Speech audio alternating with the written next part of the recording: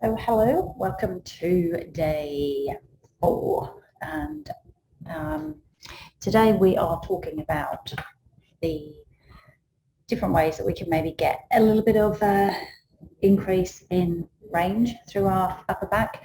So yesterday we talked about different releases that we can do for pecs, for the upper neck, for midway through the spine, and working on the fact that we're also tending to be a little bit short and tight through our abdominal muscles.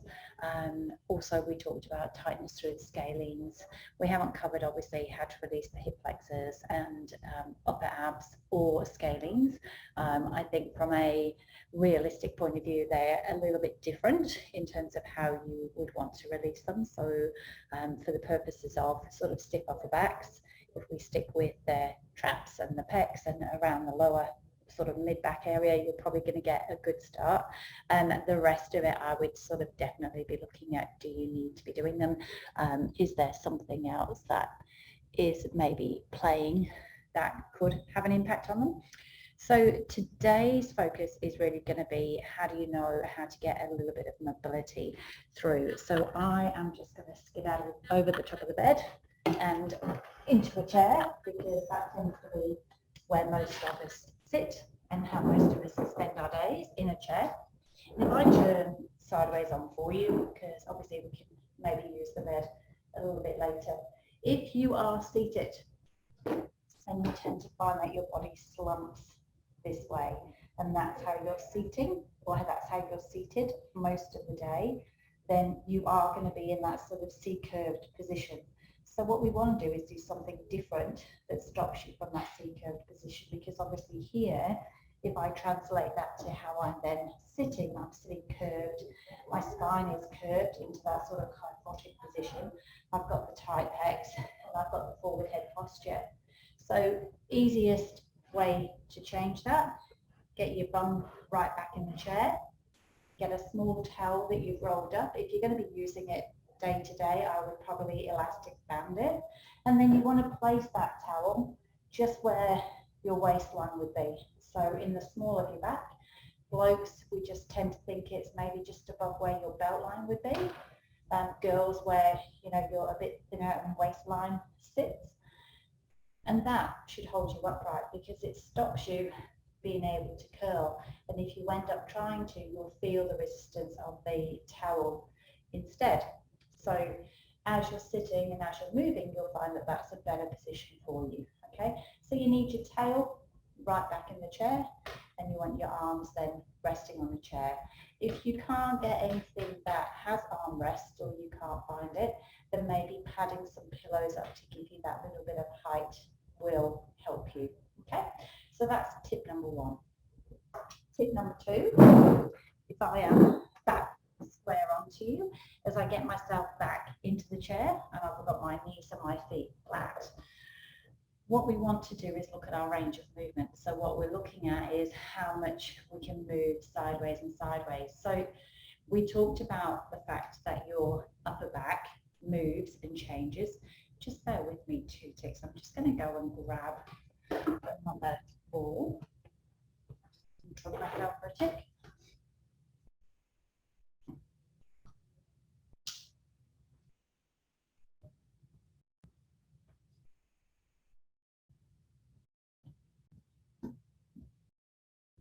So I've just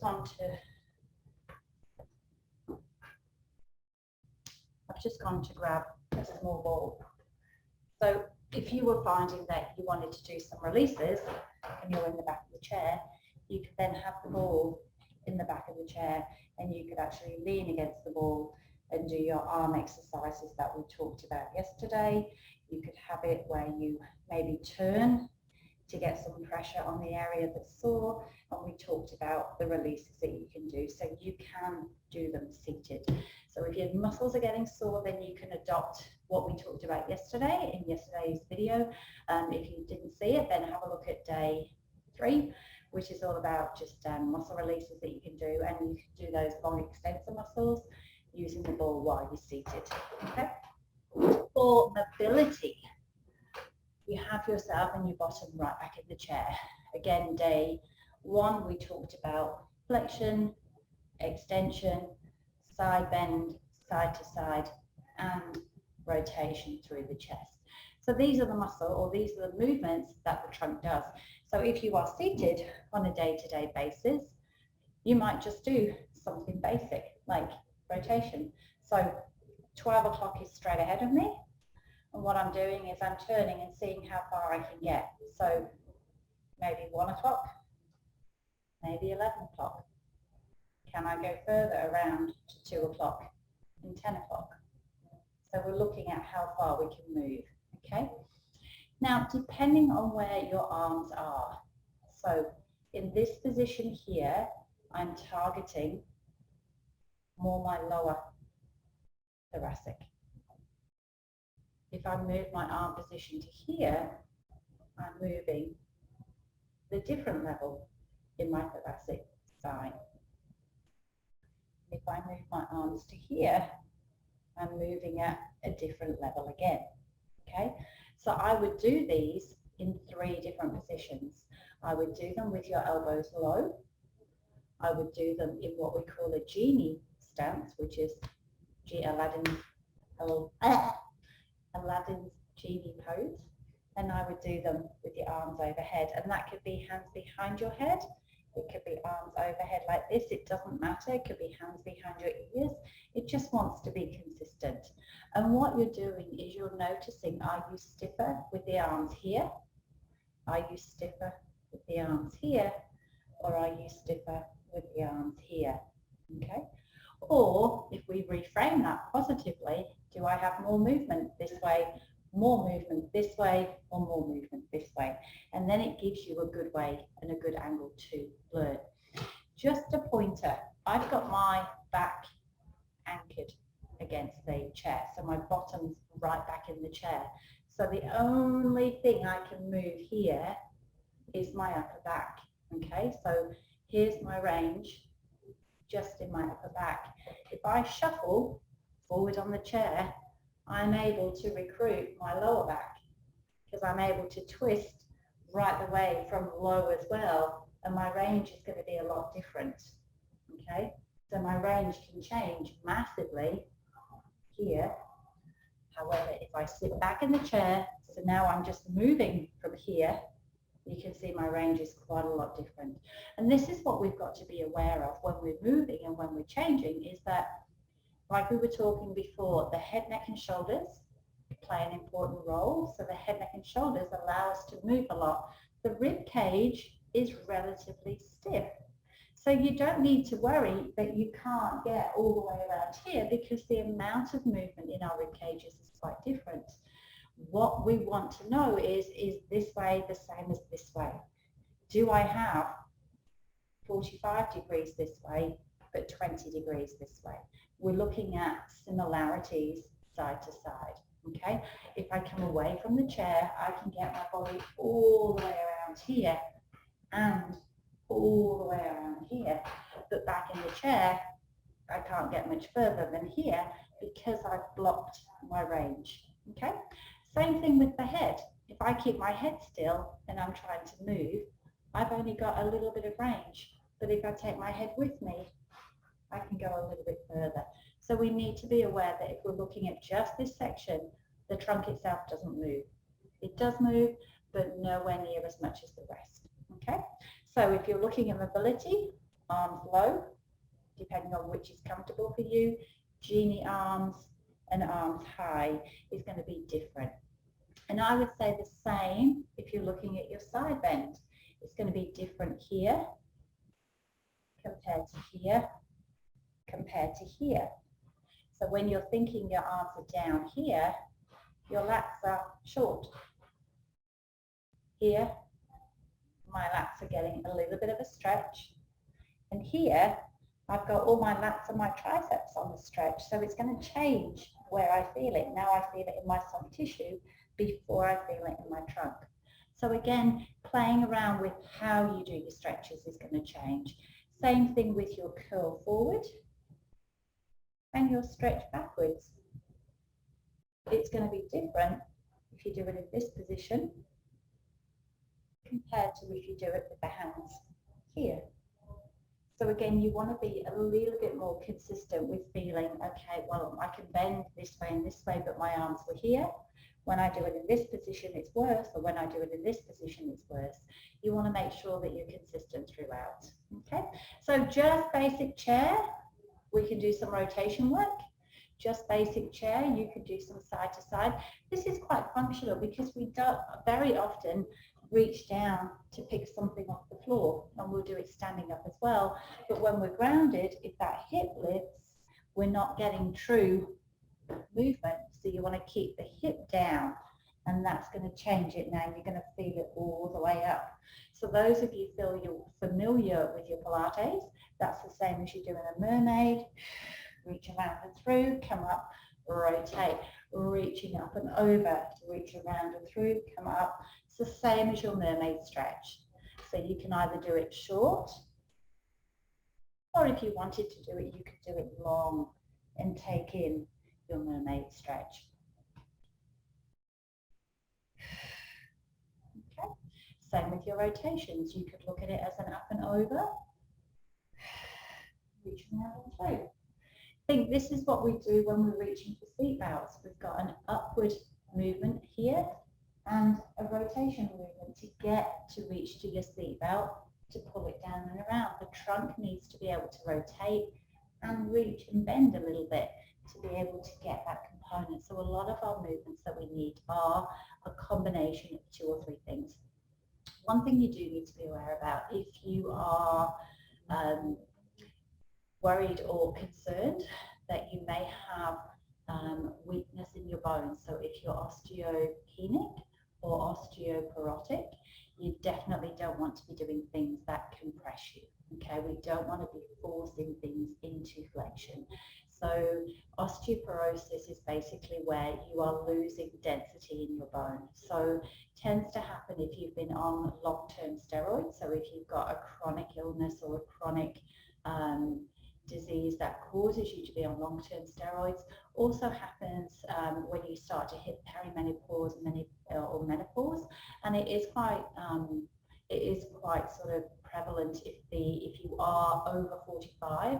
Maybe 1 in 3 of us have osteoporosis or osteopenia without realizing it. So you want to be aware that you're not compressing, because what will happen is it's that wedge fracture or that wedge problem in the spine. You don't want to put too much compression based on those. So forced compression, like forced sit-ups, because again, once you start curling into that kyphosis, and if you are osteoporotic, that's definitely something you want to get checked. So before you start forcing yourself into sort of ball positions, curled positions, if you are sort of 45 or over, especially if you're female and you've been, your hormones have been playing up, or you're hitting menopause, perimenopause, it's definitely worth getting yourself checked for any issues with the bone density. So take that on board, nothing flexion based. You can extend, however, as much as you like. All right. Other things that could maybe help you with a little bit of mobility, I'm going to do some standing up, and I'm also going to do some lying down. So standing up wise, if you have your chair, or if you have your workbench, or if you're at work, your work surface, you can just walk yourself backwards and take it into that stretch. So you're taking it into an extension stretch through.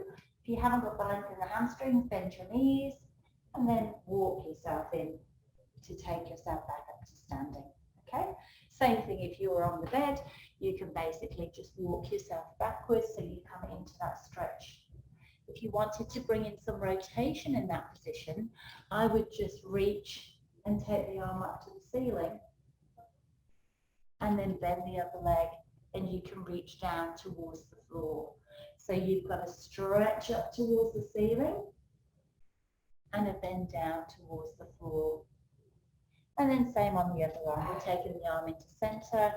I'm bending my right leg to allow my left arm to come up towards the ceiling, so I've got some rotation that way. And I'm bending the other knee to allow my arm to come through. Okay? I can also do in that position here, if I just bend my arms slightly, curling in and stretching out with my chain so you don't get the clatter with my chain on mic. So taking the tail out, scoop, curl the tail in. I can also do it where I add in a little bit of a tail swing left and right so that I start to stretch the lower back as well as the sides here. So if I do that front arm for you, so rather than moving the whole body, all I'm doing is taking my bottom to the side, so it's as if I'm wagging my tail, okay? And then again, walking in. So there's another couple of ideas for you for some stretches. On your back, a nice way to get a little bit of range is to use either a rolled up towel or use a ball under your upper back.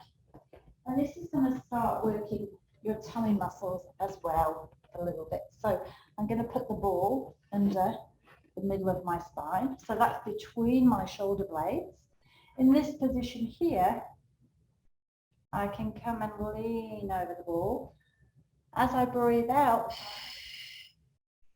and come up, it's going to help me activate through my tummy and help my tummy muscles. As I inhale, I'm going to allow myself, now I'm not going to drop my arms out completely, I'm going to keep them up so I don't squash down and arch too much. So what we're looking for here is that you just extend over the back rather than arch and let the ribs pop out, okay? So from this position here, we're extending upper back and lifting upper back. So in this position, if you are osteoporotic or you are concerned about weak bones, this is a nice one for you because we're not coming from here and really crunching forward.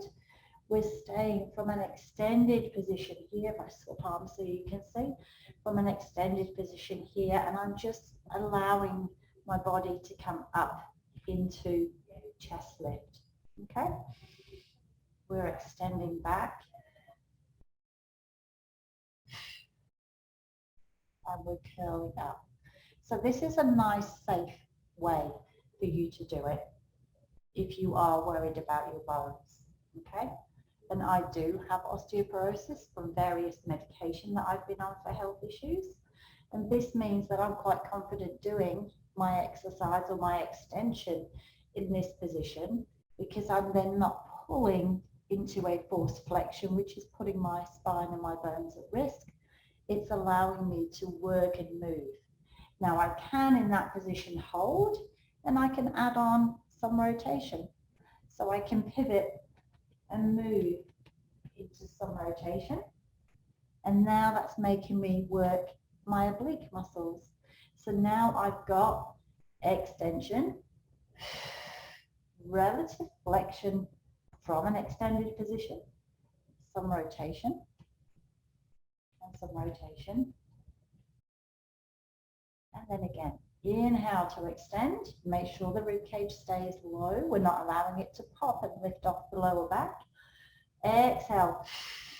Head, neck and shoulders come up and I'm supporting my head, neck and shoulders with my hands. Exhale. I'm curling to the side to get some rotation. Curling to the side to get some rotation. And I can do that rotation at different levels. Okay. Other exercises that you can look at would be just your traditional openings. So having yourself in your side line, arms away. We take a breath in and we open through the chest and we keep the knees and the rib cage, knees and pelvis reaching forwards. We don't want to open and let the pelvis move. So sometimes it's easier to have a small ball between your knees, excuse me, just to maintain that position. So breath in to prepare. As you exhale, you're going to draw as big a rainbow with your fingertips as you can. We take a breath in at the end and we come back using the ribs and the obliques, and then the arm follows. Okay, so breath in to prepare. Exhale to move. We draw as big a rainbow and we follow it with the eyes. When we get to this point here, we take another breath in and we try and relax a little bit further into it. You might find it's pulling at your pecs. If it's too much, you can do it in a short lever position. So you follow the elbow out and around, and we come back again with the rib, and then the arm follows. Okay, so breath in to prepare. Exhale to move. Keep the knees and the pelvis still. Move the trunk around. Breath in. Relax into it a little bit further. Coming back, we move with the rib, and then the arm follows. So those are called book openings, and they're nice ways to start getting you moving, nice ways to actually start getting you a bit of extension and a bit of range through your spine without you loading it too much, without you being too worried that you're crunching it and causing problems with your spine. So day one, we've covered anatomy, how the trunk is different here and how the ranges through that area are a little bit different. Day two, we talked about breathing. Took me a minute then to remember. I should actually work with notes so I know what I'm talking about. Day three was yesterday. We talked about some releases and how to release the muscles. Day four, we've just talked about different stretches and mobility work that might be able to help you in a seated position. If you happen to be standing and working at a desk, or if you're waiting for the kettle to boil, you can just use the ledge. Or if you're specific and you want to do some range work on your back or on your side. And tomorrow we are going to wrap up. If anyone has anything particular they would like me to cover tomorrow, feel free to shoot me an email or feel free to comment on our Facebook group page so that we can get that covered for you. So tomorrow is going to be same as usual, a little bit of a wrap up. We'll have a week break next week in the group as per normal, and every second week you'll notice that we're running some sort of masterclass or some sort of information week. So some days or some weeks there might be 5 days like they are this week. Some days there might just be 4 days. If there's any topics you would like us to cover, then feel free, shoot me a message. That's it for today. Get yourself sorted with some stretches for your spine so that you stay nice and upright and we don't all end up slouched and slumped. Take care.